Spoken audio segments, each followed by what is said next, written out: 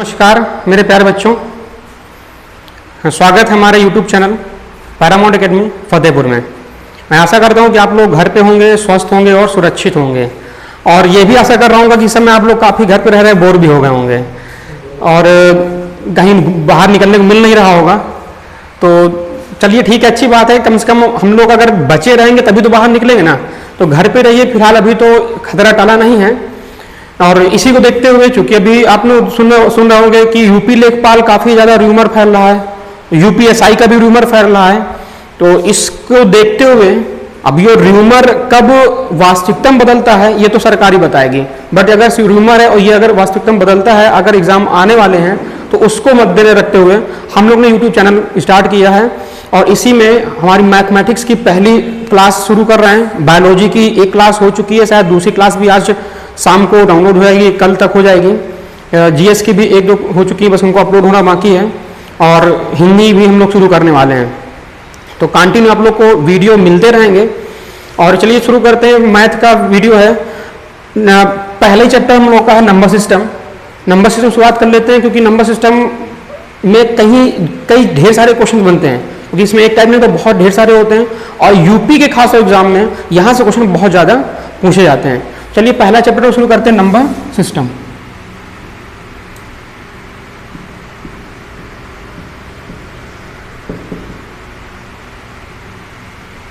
संख्या पद्धति।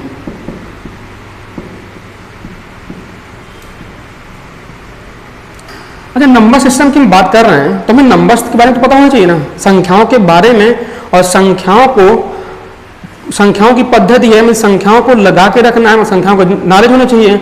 हमें पता है, उम्मीद है कि बहुत से लोगों को संख्या के बारे में पता होगा। फिर भी हो सकता है यहाँ पे कुछ नए यूजर्स हों, तो उनके लिए हम लोग बिल्कुल बेसिक शुरुआत कर रहे हैं। 10-15 मिनट लगेगा, फिर हम लोग आते हैं आगे क्वेश्चन, क्योंकि यहाँ पे हमें पता है कि यहाँ पे एक दो क्वेश्चन आपको ऐसे मिलेंगे जो आपने शायद कुछ लोगों ने नहीं देखे होंगे या कुछ लोग गलत करने की उम्मीद में होंगे। तो इसलिए हम लोग को हर एक टॉपिक लेके चलना है और इत्मीनान से पढ़िएगा। भले आपने इसको पहले कहीं पढ़ रखा हो, अब हमारे यहाँ अपने हो सकता है पढ़ रहा हो, लेकिन फिर भी एक बार रिविजन हो जाएगा। तो बेसिक पढ़ लीजिए, 10-15 से ज़्यादा समय नहीं लगेगा। तो संख्या पद्धति शुरू करने जा रहे हैं, तो हमें संख्या के बारे में पता होना चाहिए।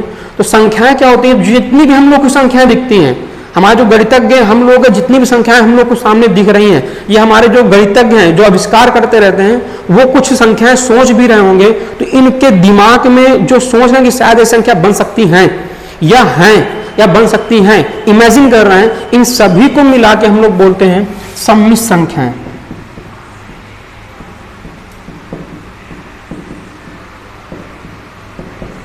Complex number.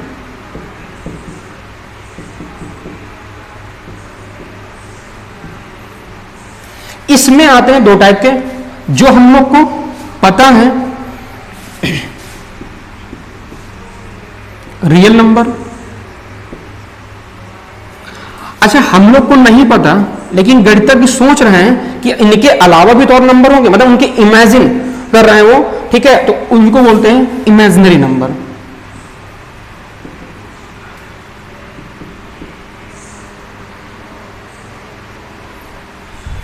ये वास्तविक संख्याएं,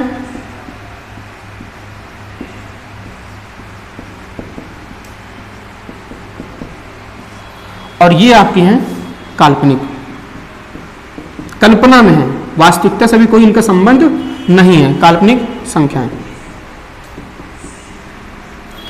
ये हम लोग के सिलेबस में फिलहाल अभी तो नहीं है, हम लोग इसकी चर्चा करते हैं। बस इतना जाने की काल्पनिक संख्याओं में हम लोग ने सुना होगा आयोटा। अक्सर हम लोग आयोटा, जो हम लोग जो इंटर लेवल में पढ़ा होगा, जो मैथमेटिक्स जिन्होंने लिया रहा होगा, तो उनको आयोटा मिला होगा। ये होते हैं हमारे काल्पनिक संख्याएं, इमेजिनरी नंबर। हम लोग बात करते हैं रियल नंबर की। तो रियल नंबर भी दो प्रकार के हम लोग डिवाइड कर लेते हैं, जिनको बोलते हैं इंटीजर। इंटीजर्स जो हम लोग को संख्याएं दिख रही हैं, वो चाहे प्लस हो चाहे माइनस पे हो, हमारे सब क्या कहलाते हैं? इंटीजर। और दूसरी एक और होते हैं इंटीजर के अलावा, जैसे हमने लिखा 2, 21, 212, तो ये आपकी संख्या क्या है? इंटीजर कहलाती है। हम लोग आगे पढ़ेंगे पॉजिटिव इंटीजर। अगर इसमें साइन में लगा दे माइनस कर दे, माइनस इंटीजर। इसके अलावा भी तो हम लोग नंबर को लिख सकते हैं। कैसे नंबर लिखते हैं? अगर याद हो तो हम लोग लिखते क्या? फ्रैक्शन में, है ना। लेकिन फ्रैक्शन तो बात की बात है, इसके पहले हम लोग आता है डेसिमल। डेसिमल फॉर्म पे, इंटीजर और डेसिमल। चलिए डेसिमल की बात कर लें, इसको भी लोग दो भागों में बांट देते हैं। एक होता है रिपीटिंग, एक होते हैं नॉन रिपीटिंग।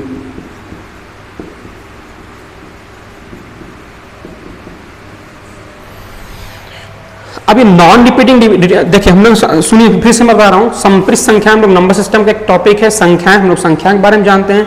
संख्याएं क्या होती हैं, कैसी भी संख्याएं हो, दुनिया में जितनी प्रकार की संख्याएं सभी को हम लोग बोलते हैं सम्मिश्र संख्याएं। इनको हम लोग दो भागों में बांटते हैं, रियल नंबर वास्तविक संख्याएं और दूसरा इमेजिनरी काल्पनिक संख्याएं। इमेजिन बात करेंगे, आयोटा जो होता है हमारा, सुना होगा आप लोगों ने, आयोटा हमारा काल्पनिक संख्या है। रियल नंबर की बात करें तो ये भी दो प्रकार के बढ़ जाते हैं। उस रियल नंबर में आपको होते हैं इंटीजर और एक होते हैं डेसिमल। अब डेसिमल में भी दो टाइप के होते हैं, एक बनते हैं आपके रिपीटिंग, एक बनते हैं नॉन रिपीटिंग। रिपीटिंग क्या होते हैं, अगर आपने लिख दिया 1.222, ये आपके रिपीटिंग। ऐसे आपने एक दूसरा नंबर ले लें 0.333, ये आपके रिपीटिंग। या आप देख सकते हो 2.252525 ये होते हैं हमारे रिपीटिंग नंबर। डेसिमल, जो डेसिमल संख्या होंगी रिपीट कर रही होंगी, ये माने रिपीट। और नॉन रिपीटिंग बात करेंगे तो अगर आपको लिखना हो 2.23457827256 एड्रेस करते हैं, ये होते हैं नॉन रिपीटिंग। इनको क्या करते हैं हम लोग P/Q फॉर्म पे नहीं लिख पाते हैं। अब कुछ लोग जो वीडियो देख रहे होंगे वो तो बोलेंगे ये भी तो इन्फिनिटी तक जा रहा है, अनंत तक जा रहा है, तो इसको कैसे लिख पाएंगे। जैसे ये भी इन्फिनिटी तक जा रहा है, अनंत तक जा रहा है, तो इसको हम लोग फ्रैक्शन में नहीं लिख सकते, लेकिन इसको हम लोग फ्रैक्शन पे लिख सकते हैं। इसको जब भी हम लोग लिखेंगे तो नहीं फ्रैक्शन लिखना तो आप ऐसे लिख सकते हो 1.2 बार। ये फिक्स हो गया ना, अंदर तक तो नहीं जा रहा ना, ये फिक्स हो गया। और इसी बार को हम लोग लिखते हैं फ्रैक्शन पे। और ये हम लोग जो बार वाली कहानी है अभी हम लोग आगे पढ़ेंगे, इतना बजानी है कि ये बार संख्या है, ये हमारी रिपीटिंग है। बार मतलब रिपीट होता है। ऐसे इसको लिखना हो तो 0.3 लिख सकते हो, या इसको लिखना है तो 0.25, इन रिपीटिंग और ये नॉन रिपीटिंग। इन ये जो सेट है ना, ये जो सेट है, इन्हीं को हम लोग बोलते हैं परिमेय संख्याएं।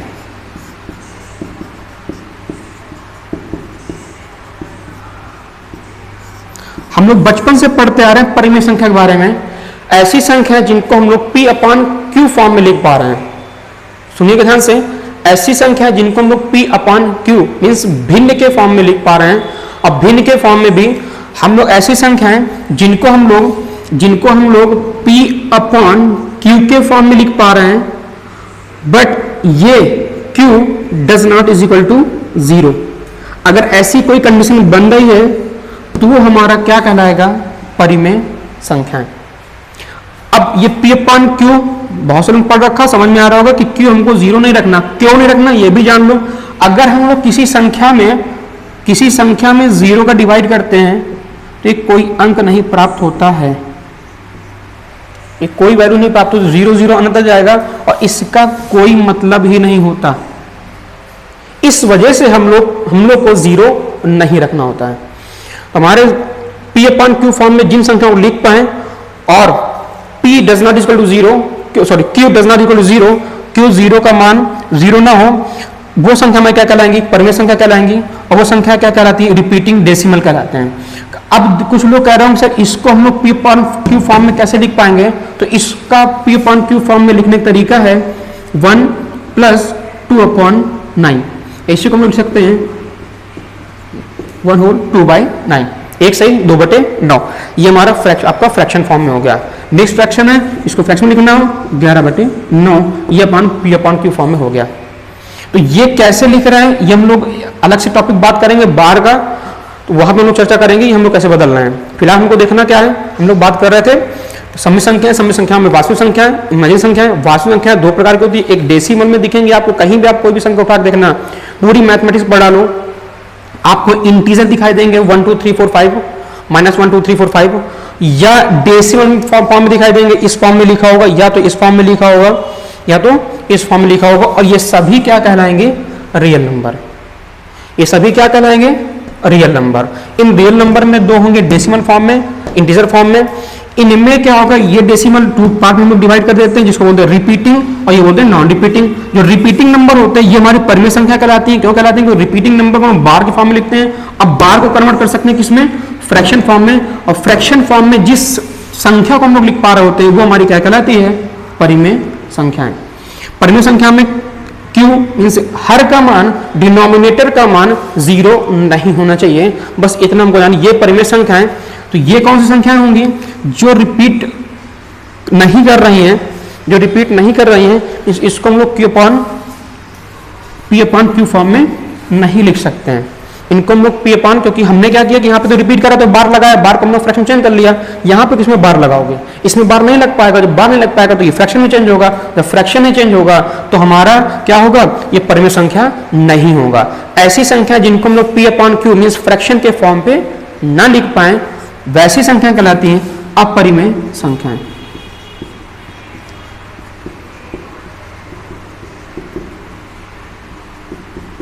इर्रेशनल नंबर, रैशनल नंबर, इनके एग्जाम्पल याद रखिएगा। अक्सर कंफ्यूजन होता है। पाई, √2, √3, √5, √6, जितने भी आपको कहीं भी एग्जाम में दिख जाए, छोटे एग्जाम हो, यूपी के एग्जाम में ये बहुत क्वेश्चन पूछे जा सकते हैं। क्योंकि ध्यान रखिएगा, जब हम लोग कोई एग्जाम देते हैं तो उसमें कम से कम 5% क्वेश्चन ऐसे होते हैं जो बिल्कुल बेसिक्स उठाते हैं। 5 से 10% क्वेश्चन जरूर मिलेगा। आप कोई भी दुनिया के एग्जाम दो, 5 से 10% क्वेश्चन ऐसे जरूर मिलेंगे जहां पे बिल्कुल बेसिक उठा लेगा और वो आपको नहीं आ रहे होंगे। ठीक है, तो ये बेसिक है कि रियल नंबर में कौन संख्याएं होंगी। तो अगर आपसे कोई पूछ ले रियल नंबर में कौन ऑप्शन दे दे, तो ऑप्शन में बस ये देखेगा कि आयोटा होना चाहिए। अगर आयोटा है तो हमारा क्या है? Imaginary number. मतलब रियल नंबर सभी होंगे। हाँ, अगर आपसे कोई पूछ ले कि परिमेय और अपरिमेय, तो इनमें डिफरेंस होगा। परिमेय संख्या पाई, 2, √2, √3 जिनका वर्गमूल नहीं निकल पा रहा वो सभी हमारे क्या होंगे? परिमेय संख्या है। और पाई भी क्या होती है? परिमेय संख्या है। लेकिन याद रखिएगा जो पाई का मान होता है 22/7, 22/7, ये हमारा क्या होता है? परिमेय संख्या, रैशनल नंबर। अब अगर ये क्यों हो रहा है, ये क्यों नहीं हो रहा है? ये एक्चुअली जो लिखा जाता है ना, ये लगभग के फॉर्म में लिखा जाता है। जब इसको आप सॉल्व करोगे तो ये आप डिवाइड करते हो 22/7 को आप डिवाइड करते चले जाओगे, डिवाइड करते तो पाई का मान होता है, तो पाई की जो वैल्यू होती है वो उसको आप अनंत करते चलाओ, कभी खत्म नहीं होगी। उसको हम लोगों ने क्या किया, वैज्ञानिकों की सुविधाओं के लिए कि कैलकुलेशन में आसानी रहे, तो उसका समीप मान रख दिया कितना? 22/7। और चूंकि 22/7 ये फ्रैक्शन फॉर्म में दिख रहा है, p/q भिन्न के फॉर्म में दिख रहा है, तो ये हमारा क्या होगा? Repeat number. और ये हमारा क्या होगा? परिमेय संख्या है। ये छोटा सा आपका।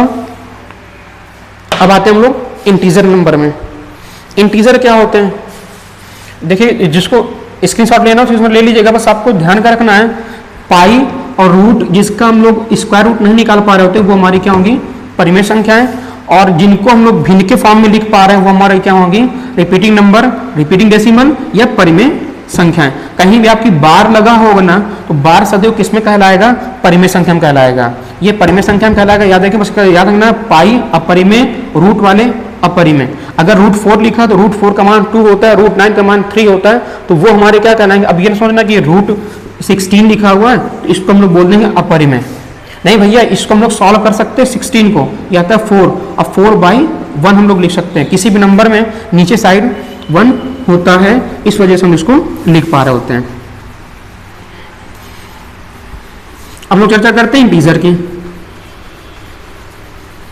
इंटीजर क्या होते हैं?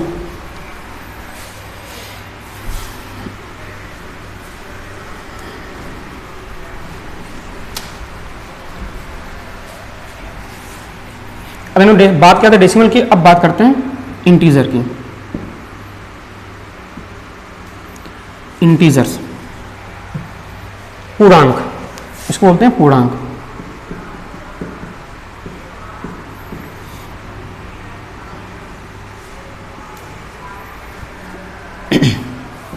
एक होता है पॉजिटिव इंटीजर और एक होता है नेगेटिव इंटीजर।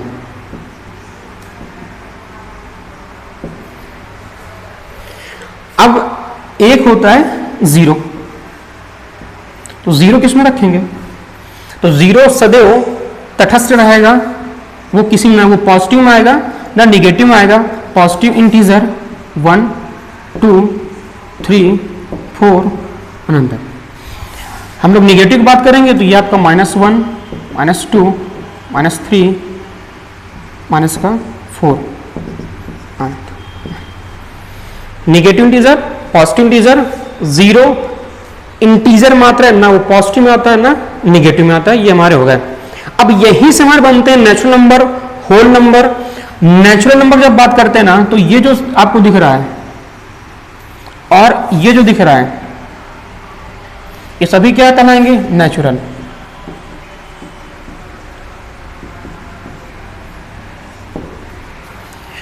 अगर हम इसको जीरो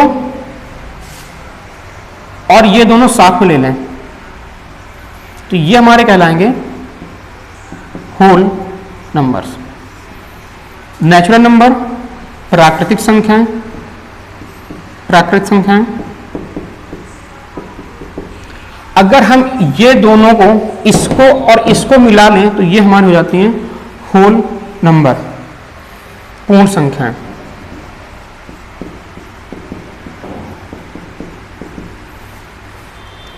बहुत से लोगों को पता होगा, हमें पता है, फिर भी एक बार लिख दे रहा है कि जो लोग हमारे नए व्यूवर्स होंगे, नए स्टूडेंट होंगे, जो बाद में आए हैं, जिनको ये चैप्टर छूट गया होगा, उनके लिए ये रहा। अब आते हैं जहां से हम लोग कंफ्यूजन होता है। ये तो रहा जीरो,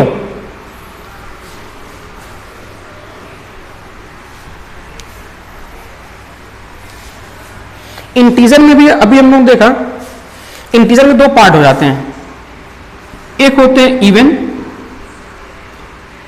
एक होते हैं ऑड। चलिए हम बात करते हैं जीरो की। तो ये ना पॉजिटिव ना निगेटिव इंटीजर। वैसे ये जीरो इवन होगा या ऑड होगा?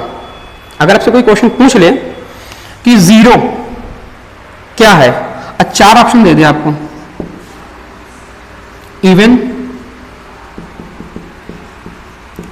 Odd, both, none of these, none of these।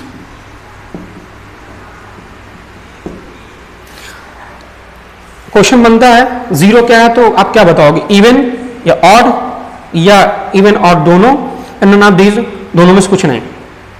जल्दी से आप अपने मन में ऐसा सोच लीजिए। बहुत से व्यूअर होंगे, जब भी आप लोग देखिएगा वीडियो तो देखिएगा इसमें आपने सोचना है कि इसमें होगा क्या। बाकी मैं भी बता रहा हूँ इसमें होगा क्या। बहुत से लोगों को पता होगा, अच्छी बात है। जिनको नहीं पता उनके लिए बात बता रहे हैं। तो अगर आप लगाते हो नन ऑफ दीज, जैसे इसमें था नन ऑफ दीज इंटीजर में, ये पॉजिटिव इंटीजर, ये निगेटिव इंटीजर, यहां भी ये आप क्या लगाओगे? नन ऑफ दीज, जो कि आपको गलत हो जाना है। अब देखो चेक करते हैं कि इन जीरो किस में आएगा। तो भैया याद रखिएगा, एक रूल होता है, अगर आप इवन को इवन में जोड़ते हो तो सदैव इवन नंबर प्राप्त होगा। इसको बिल्कुल ध्यान रखिए, दिमाग बैठा लो। अगर आप ऑड में ऑड नंबर जोड़ते हो तो सदैव इवन नंबर प्राप्त होगा। और तीसरी कहानी निकल के आती है, अगर आप ऑड में इवन जोड़ते हो तो सदैव ऑड निकलेगा। ये रूल होता है, बचपन की चीजें हैं, बचपन चीजें फिर दोबारा पढ़ रहा हूं, बस आपको चीजें याद नहीं होंगी तो मैं क्या सोचा मैं एक बार याद दिला देता हूं। चलिए, अब जिनको कंफ्यूजन है, ये रूल तो याद ना, इवन इवन सेम चीज को आप ऐड करते हो तो इवन आएगा, सेम चीज को ऐड करते हो तो इवन आएगा। अगर आप ऑड इवन अलग अलग नंबर्स को ऐड करते हो तो ऑड आएगा। अब इसको लो, कुछ लोग बोल रहे हो कि नहीं जीरो किसी दिमाग में आ रहा होगा इवन है, किसी दिमाग में ऑड है, तो चलो एक नंबर हम ले लेते हैं यहां पे इवन, इसकी जगह मैं लिख रहा हूं, इसकी जगह एक इवन नंबर कोई भी ले लो, 2 ले लिया। एक ऑड की जगह कोई नंबर ले लेते हैं, ऑड 3 ले लिया, और इसकी ऑड की जगह क्या लेते हैं 3। बात समझ में आ रहा है? हम इस इक्वेशन में हम आपको फील करा रहे हैं कि आपको जीरो कैसा दिख रहा है। जिनको कंफ्यूजन है मैं उनके लिए बात कर रहा हूं, बिल्कुल इन्होंने पढ़िएगा, और जो पढ़ भी चुके हैं एक बार जरूर देखिएगा, क्योंकि हो सकता है ये चीजें आपसे कोई बच्चा पूछ ले तो फिर आप छोड़ दोगे कि अरे यार ये कैसे होगा। हमें ये तो पता है कि ये सम होगा, ये नहीं पता क्यों होगा, तो ये चीज हमको पता होनी चाहिए। अच्छा हमने एक नंबर लिए इवन, ऑड, ऑड। अब हम लोग बात कर रहे हैं कि अगर हम यहां पे 0 को इवन माने तो क्या आना चाहिए? अगर 0 को इवन माने तो हमारे पास क्या आना चाहिए? इवन, जो कि आ रहा है। अगर हम 0 को इवन मान रहे हैं तो यहां पे क्या आना चाहिए? ऑड आना चाहिए, जो कि ऑड आना चाहिए, आ रहा है। अगर अब हम लोग 0 को ऑड मान लें, अगर 0 को हम ऑड मान लें तो क्या आना चाहिए? इवन, मतलब ऑड के साथ ऑड जोड़ोगे, विषम के साथ विषम जोड़ोगे तो सदैव क्या आएगा? सम। मतलब इसको आप विषम बोल रहे हो, 3 विषम है, सभी पता है। अब कुछ लोग बोल रहे हैं 0 विषम है, तो भैया जब हम विषम को विषम के साथ जोड़ते हैं तो सदैव क्या संख्या प्राप्त होगी? सम। जरा इसको जोड़ो, क्या प्राप्त हो रही है? विषम। ये तो विषम प्राप्त हो रही है, यही हमारा रूल क्या हो गया? गड़बड़। जिनको कह रहे नहीं कुछ नहीं होगा, तो नहीं भैया कुछ तो होगा, क्योंकि जब कुछ नहीं होगा तो यहां पे हमको कुछ नहीं प्राप्त होना चाहिए। लेकिन यहां पे जब हम वैल्यू रख रहे हैं, इवन मान रहे 0 को, तो क्या प्राप्त होना चाहिए? इवन प्राप्त होना चाहिए, तो इवन प्राप्त हो रहा है। अगर हम ऑड में कोई इवन नंबर जोड़ दें, मतलब हम ऑड मतलब विषम संख्या में कोई सम संख्या जोड़ दें, तो हमें विषम संख्या प्राप्त होनी चाहिए। मतलब ये हमें विषम संख्या प्राप्त हो रही कब? 0 जोड़ने पे, तो ये क्या है? हमारा सम संख्या है। तीसरा, अगर यहां पे रख के देखें, अगर हमने कोई एक विषम संख्या ली और इसमें अगर हम विषम संख्या जोड़ेंगे तो सदैव क्या आएगा? सम आएगा। अब हम यहाँ विषम संख्या में क्या जोड़ रहे हैं? विषम संख्या। क्या आना चाहिए? सम संख्या। ये क्या सम संख्या नहीं है, तो ये हमारी सम संख्या, मतलब ये विषम संख्या निकल रही है, मतलब हमारा रूल फॉलो नहीं कर रहा है, तो ये हमारा फॉलो नहीं करेगा। तो 0 क्या है? हमारा विषम संख्या नहीं, 0 क्या होंगे? सम संख्या। तो 0 क्या होगी? सम संख्या। याद रखिएगा। चलिए नेक्स्ट आते हैं। एक बात करने हम लोग सुना होगा आप लोगों ने, अभाज्य संख्या, प्राइम नंबर। अभाज्य संख्या, प्राइम नंबर, नंबर्स। ये क्या होता है? तो अक्सर हम लोग बोलते हैं, और हम लोग बचपन में पढ़े भी हैं, कि ऐसी संख्याएं जो स्वयं से कटे या तो 1 से कटे। और जब हम लोग आभास संख्या की बात करते हैं कि आभास संख्या होगी कहां से, तो अक्सर देखो मैंने क्लास में पढ़ाया हुआ, तो हम लोग देखते हैं कि लड़का 1 से शुरू करता है और ज्यादातर लोग 2 से शुरू, 2 पढ़ रखे हैं कि 2 से 2, 3, 4, सॉरी 2, 3, 5, 7, 11, 13, 17, 19 ऐसे करते चले जाएंगे। ये हमारी क्या है? प्राइम नंबर, अभाज्य संख्या है। अब अभाज्य संख्या डिफिनेशन की बात करेंगे तो जरा ध्यान सुनिएगा, और जिनको नहीं आ रहा वो लिखते जाइएगा। जो डिफिनेशन, परफेक्ट डिफिनेशन होती है, ऐसी संख्याएं जिनके कम से कम या अधिक से अधिक 2 गुणनखंड हो। ऐसी संख्याएं जिनके केवल 2 गुणनखंड हो, या कम से कम या अधिक से अधिक, या बोल सकते हो केवल और केवल मात्र और मात्र 2 गुणनखंड हो। और वो 2 गुणनखंड कैसे होने चाहिए? वो स्वयं संख्या और 1। जब हम 1 की बात करते हैं, इसके सिर्फ कितने गुणनखंड हैं? एक ही गुणनखंड, तो अलग अलग तो है नहीं, एक ही है ना। इस वजह से हम लोग 1 को अभाज्य संख्या नहीं मानते हैं। अगर किसी बच्चे ने आपसे पूछ लिया, चलो आप बहुत से बच्चे होते हैं ट्यूशन पढ़ा रहे होते हैं, होम ट्यूशन, अगर किसी बच्चे ने पूछ लिया कि 1 क्यों नहीं लिखा जाता अभाज्य में, तो आप कहां बताओगे? अभाज्य की जो एक्चुअल डिफिनेशन है, अभाज्य संख्या एक्चुअल डिफिनेशन है, प्राइम नंबर की एक्चुअल डिफिनेशन है, क्या है? वे संख्याएं जिनके केवल 2 गुणनखंड हों। कौन कौन से? 1 और स्वयं संख्या। ऐसी संख्या हमारी क्या कहलाती है? अभाज्य संख्याएं। अब ये ना कहिएगा जो संख्याएं स्वयं से और 1 से कट जाए, क्योंकि स्वयं से कटने वाली 1 है और 1 से 1, तो 1 क्यों नहीं ले रहे हैं? तो उस कंडीशन पे आप लोग क्या बोल सकते हो कि ऐसी संख्याएं जिनके कम से कम 2 गुणनखंड हो, 1 और स्वयं संख्या। ये हुई हमारी संख्याओं की बात।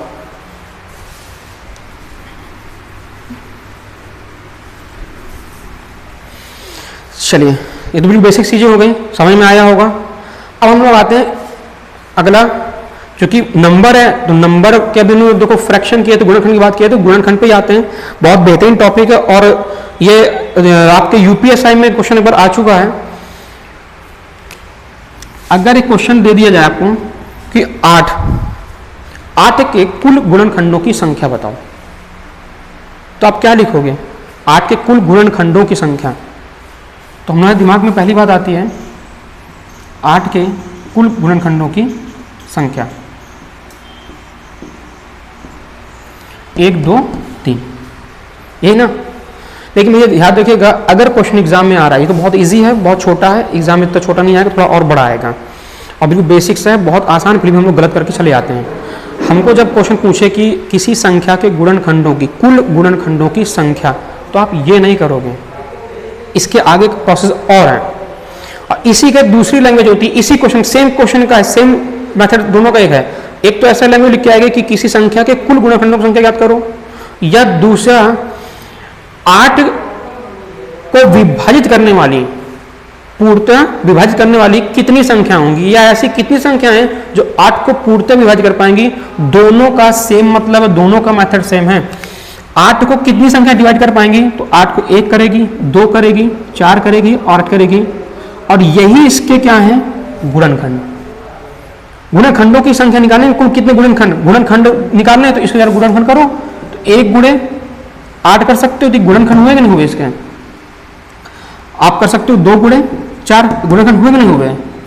तो कितने गुणनखंड हुए, 1 2 3 4, और यही गुणनखंडों की संख्या, कितनी संख्या है, 4 गुणनखंड है 8 के। ऐसे करें, छोटा एग्जांपल दूसरा लें, 36, तो इसके गुणनखंड क्या होंगे, तो इसके आप लिख सकते हो ऐसे, चलिए देख लेते हैं एक बार, 1 गुणे 36, फिर 2 गुणे 3 गुणे 4 गुणे, अब तो हो गया नहीं, बाकी फिर पलट के आ जाएंगे वही चीज। तो गुणनखंडों की संख्या मतलब इसके गुणनखंड अगर करने बैठेंगे तो कितने प्रकार के गुणनखंड बन सकते हैं, 1 2 3 4 5 6 7 8, कितनी संख्या निकल के आ रही है, 8। यह है गुणनखंडों की कुल संख्या। कितने गुणनखंड हो सकते हैं किसी संख्या के, तो हमको निकालना कैसे, ऐसे। अच्छा, अभी 36 था, आप बोला सर 36 है, इजी निकाल लिया। अगर कहीं बढ़ा जाए तो क्या करोगे, तो इसको क्या गिनते रहोगे, भैया बड़ा समय लग जाएगा। तो इसको कैसे करना है, और यही क्वेश्चन ऐसे आते हैं एग्जाम में, बड़ा क्वेश्चन दिया जाएगा और वहां पे आपको दिखाने होंगे। तो कैसे करना है, पहले तुमको 144 के गुणनखंड करने, सेम जैसे ही करते थे।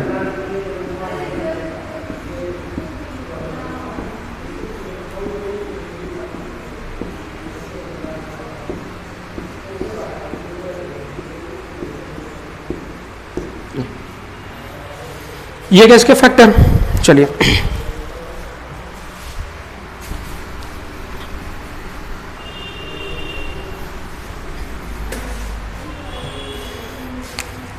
इसको हम लोग यहां लिख लेते हैं 144, 1 2 3 4, 2 की पावर 4, 1 2 3 की पावर 2। बस यही करना है आपको। जब भी पूछे आपसे कोई कि कुल गुणनखंडों की, कुल गुणकों की संख्या क्या होगी, तुमको यही तरीका अपनाना है। या आपसे कोई पूछे कि ऐसी कितनी संख्याएं होंगी जो 144 को पूर्णतः विभाजित कर पाएंगी, तो हमको क्या करना है, ऐसे करना है, और ये पावर फॉर्म में लिख लिया। अब लास्ट स्टेप यहाँ से आंसर निकल के आना है।